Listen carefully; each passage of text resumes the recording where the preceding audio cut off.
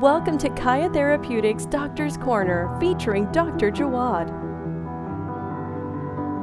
Hello everyone, this is Dr. Jawad. In the short video, I'm going to talk about how I work with a lot of patients. The key is what exactly is causing the inflammation in your body. So the 5 causes of inflammation. Okay. Now, in no particular order, but the key thing is to find what exactly is the causation of your inflammation. So, first and foremost, hormones. Now, the hormones, cortisol. Cortisol is the anti-inflammatory hormone released by our adrenal glands in times of stress, in times of injury, so forth and so on. So, what do they give you when you go to the doctor because you have decreased cortisol? They give you prednisone. So, prednisone, again, is one of the cortisol release could be one of the reasons why you're inflamed. Next, insulin. Now, insulin, what happens with too much insulin in the body, okay, especially if you're taking in too much sugar, that causes inflammation. And if you have too much sugar flowing around the body, you have a condition what's called insulin resistance, which is a pre-diabetic situation. Because what happens is if you just have too much sugar and the pancreas decides to shut down, okay, now you're a type 2 diabetic. And again, too much insulin will cause inflammation. Next, gallbladder. The gallbladder is a phenomenal organ. It's located in the right upper quadrant, about a fist underneath the rib. And the main function of the gallbladder is to store and concentrate the bile made by the liver. Now, what is bile? Bile helps break down fats for utilization, okay? Also, too, it helps lubricate the colon. So, what happens if you have a dysfunctional bile? The bile is needed to absorb fatty acids, and fatty acids are anti-inflammatory. Many times when you go to the store and you buy, again, omega-3 fatty acids, the omega-3 fatty acids are anti-inflammation, and without poor gallbladder function, you're not going to absorb it. Also, too, a lot of stuff I deal with patients that if they have any right-sided pain, fibromyalgia, for example, I get my patients on the table, I bring their knees up, and I just really press down, do an acupressure point on the gallbladder. 9 times out of 10, the pain from fibromyalgia goes away. So if you know it's that, okay, the pain goes away, then you know that you have a bad functioning gallbladder. And I always recommend for that situation, any type of gallbladder support, Biomin, anything that's going to help, bile salts, anything that's going to help stabilize or increase the function of that gallbladder to break down the fatty acids, because the fatty acids are needed for anti-inflammatory. Next, old injuries. Now, I've had a history of sprained ankles. I'm nursing an injury here on my elbow from lifting.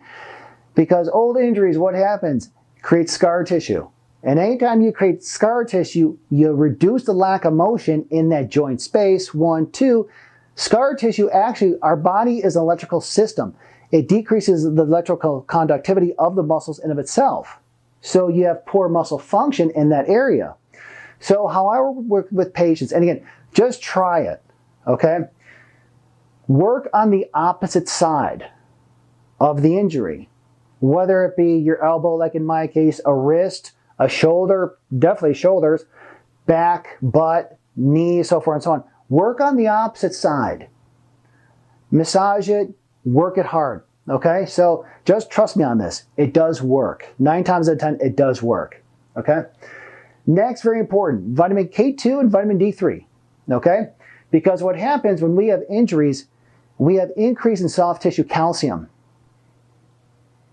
in the joints of the body, hence scar tissue, bony spurs, so forth and so on. The problem is that, yes, we need calcium for muscle function, nerve function, and body function. However, too much calcium buildup causes inflammation because calcium is excitatory. Now, I always tell my patients this, pair it up with vitamin K2 and vitamin D3. Because vitamin D3, what that does, it actually pulls calcium into the bloodstream, okay? But vitamin K2 is very important. Vitamin K2 pulls the calcium from the bloodstream actually and into the bones and teeth where it should go. So it decreases the soft tissue. It decreases the brain. It decreases in the eyes as cataracts. It decreases the bones as, again, bony spurs. So try it. It'll definitely work. The next, food allergies. This is very important, okay? A lot of people don't understand that we have food allergies that cause inflammation, okay? And one of my recommendations always is when people come to my office and they talk about they're inflamed, I always ask, what'd you eat? What'd you eat? How did you feel after you ate? Okay? Now, for me in particular, I love cantaloupe. I love cantaloupe. The problem is, I realize this, cantaloupe doesn't agree with my stomach. Okay? And I paired up the two and two together because usually about 45 minutes to an hour after I eat cantaloupe, my stomach is just not agreeing with me. Gluten is a big one. Dairy is another. Gluten and dairy, with soy, nuts, eggs, cause inflammation in the body. It causes a condition called leaky gut. So again, my recommendation with the patients is do a food log, do a food diary, state how you felt after you ate this particular food, because you may never know what you're allergic to or even sensitive to that will cause inflammation. All right, so again, here's the 5 causes of inflammation. The key is always what is causing the inflammation, and then once you find out the cause, remove it. Very simple. All right, hope you enjoyed the video. I'll see you in the next one.